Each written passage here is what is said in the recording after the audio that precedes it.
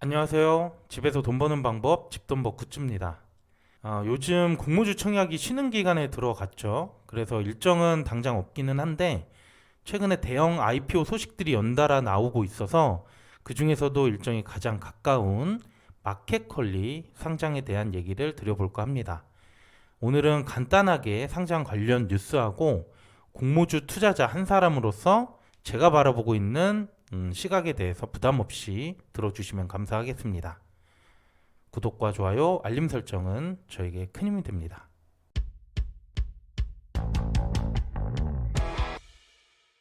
먼저 최근에 올라와 있는 기사인데요. 이달 말 예비 심사 청구서를 제출을 할 예정이고, 이르면 올해 3분기에는 상장을 할 예정이라고 합니다. 그리고 최근에 투자 유치를 받으면서 4조 원에 가까운 기업 가치를 인정받았다고 합니다. 그리고 상장 후에는 기업 가치가 7조까지 증가할 거라고 추정을 하고 있어서 모처럼 대형 IPO가 시장에 나올 수 있다, 이런 기대감이 있습니다. 그래서 제가 이전 IPO와 비교를 해서 마켓컬리의 모집 규모가 어느 정도 될지 예측을 좀 해봤습니다. 이전에 시가총액이 1조에서 5조 원대 되는 공모주 사례인데요. 이들의 시가총액 평균 한 3.3조 정도 나왔고요. 모집 금액은 8,355억, 비중으로 따지면 26% 정도 지분을 이제 IPO를 통해서 모집을 하게 됩니다.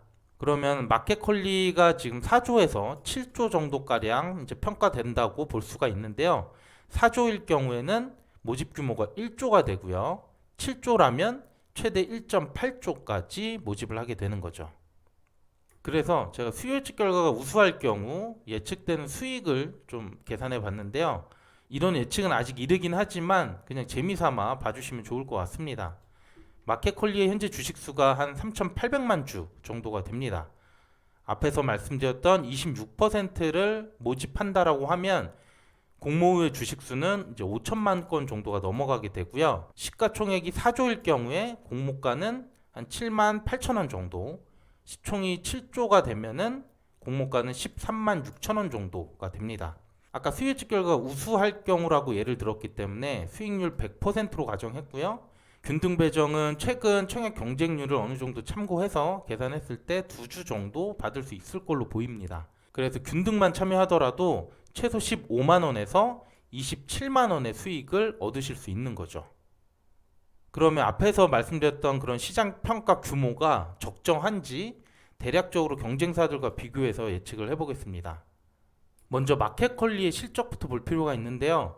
매출은 매년 이렇게 높은 성장률을 보여주면서 상승을 하고 있고요. 2021년 추정 실적을 보면 매출액은 1.5조 원, 전년 동기간 대비 60% 이상 증가할 거라고 보고 있고요. 영업이익은 역시 적자가 나고 있어서 마이너스 2,177억 원. 전년 대비 적자 규모가 역시 87% 상승을 한 상황입니다. 그래서 제가 국내 대형 유통업체들과 이 수치들을 좀 비교해 보려고 하는데요. 먼저 이마트, 롯데쇼핑, 신세계 이렇게 세 곳과 매출 규모와 PSR을 비교를 해보려고 합니다. 이 PSR은 시가총액을 매출로 나눈 단위인데요. 마켓컬리가 아직 이익적인 부분에서 흑자를 내지 못하고 있기 때문에 매출 규모에 따라서 가치를 평가해 보려고 하는 겁니다. 먼저 이마트는 매출액이 24.9조, 영업이익이 3천억을 좀 넘었는데요. 현재 시가총액이 3.9조, 그래서 PSR로 계산하면 0.16배가 나옵니다. 그리고 롯데쇼핑이 0.17배, 신세계가 조금 높아서 0.4배가 나오는데, 이 기준으로 계산을 해보면 마켓컬리는 2.56배가 나와요. PSR 규모 자체가 다른데요. 아무래도 이커머스 업체다 보니까 이 오프라인 기반의 유통업체들과는 차이가 있는 걸로 보여집니다. 그러면 여러분도 다 아시는 이커머스 대장주 쿠팡과 함께 비교해 보도록 하겠습니다. 그런데 쿠팡 역시 직접적인 비교는 좀 어려울 수 있는 게 국내에 상장이 되어 있는 게 아니라 뉴욕 거래소에 상장이 되어 있죠. 그래도 아마 마켓컬리 공모가 산정을 할 때 이 쿠팡 업체를 직접적으로 비교할 가능성이 높거든요. 그래서 미리 확인해 볼 필요가 있고요. 쿠팡의 현재 주가가 18.92달러, 하나로는 한 22,000원 정도 되는데요. 상장한 이후에 주가가 지금 많이 빠진 상태죠. 그래서 현재 시가총액은 40조가 좀 넘고요. 매출은 22조가 좀 넘게 나왔습니다. 역시 쿠팡도 계속 적자 상태인 상황이고요. 마찬가지로 PSR로 비교해 봤을 때 쿠팡은 1.8배가 나와요. 아까 마켓컬리는 2배가 넘었던 수치이기 때문에 쿠팡보다도 PSR이 높은 수치고요. 그리고 쿠팡의 PSR 1.8배를 마켓컬리에 대입하게 되면 시가총액은 4조가 아니라 2.7조 수준으로 더 떨어지게 되죠. 그만큼 현재 판단하고 있는 시장의 평가 자체가 높다라는 걸 볼 수 있어요. 남은 기간 동안 마켓컬리 IPO가 성공하기 위해서 어떤 부분들을 우리가 중점적으로 봐야 될지 간단하게 정리해 봤습니다. 먼저 이 비교 기업의 주가를 잘 볼 필요가 있는데요. 아무래도 이커머스 대장주인 쿠팡의 주가에 영향을 받을 수밖에 없습니다. 앞서 말씀드렸던 것처럼 쿠팡은 상장 이후에 주가가 반토막 이상 이렇게 떨어진 상황입니다. 그래서 앞에 PSR로 비교했을 때 마켓컬리가 고평가되어 있다고 판단했던 것처럼 반대로 쿠팡의 주가가 상승해서 시가총액이 더 높게 된다면 시장 가치를 오히려 적정하다고 판단받을 수 있는 그런 상황이 될 수 있다는 거죠. 그리고 마켓컬리는 올해 거래액 목표를 3조 원까지 달성하겠다라고 얘기를 하고 있는데요. 현재 누적 가입 고객 수가 1,000만 명 정도 됐고요. 지금까지는 고객들을 많이 확보하는 그런 단계였다라고 하면 향후에는 이 누적 고객 대상으로 매출을 더 확대시키는 노력들이 필요할 것 같고요. 그래서 마켓컬리는 식품 외에도 비식품 카테고리를 많이 늘려나가고 있고요. 이에 따라서 매출 확대도 기대되고 있습니다. 마지막으로 상장 조건이 또 좋아야 될 것 같은데요.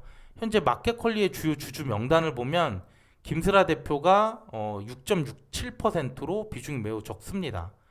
이 지분율은 지속적으로 낮아지고 있는데 2018년 27.94%였던 비중이 20년 기준으로 6.67%로 하락된 거고요.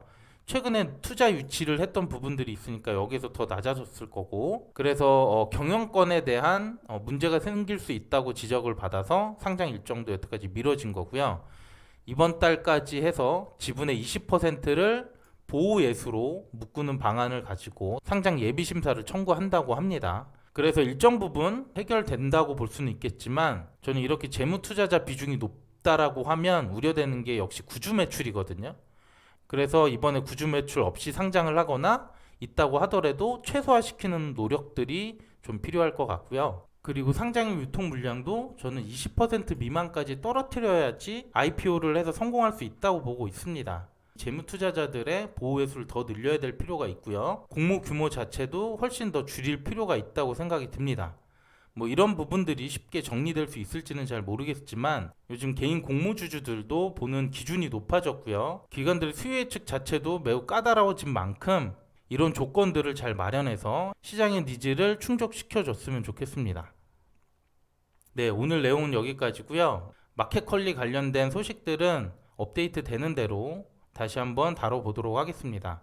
그리고 이 외에도 올해 IPO 예정된 기업들 관련된 소식도 하나씩 올려드리도록 하겠습니다. 네, 오늘 내용도 괜찮았다면 구독과 좋아요, 알림 설정 부탁드릴게요. 감사합니다.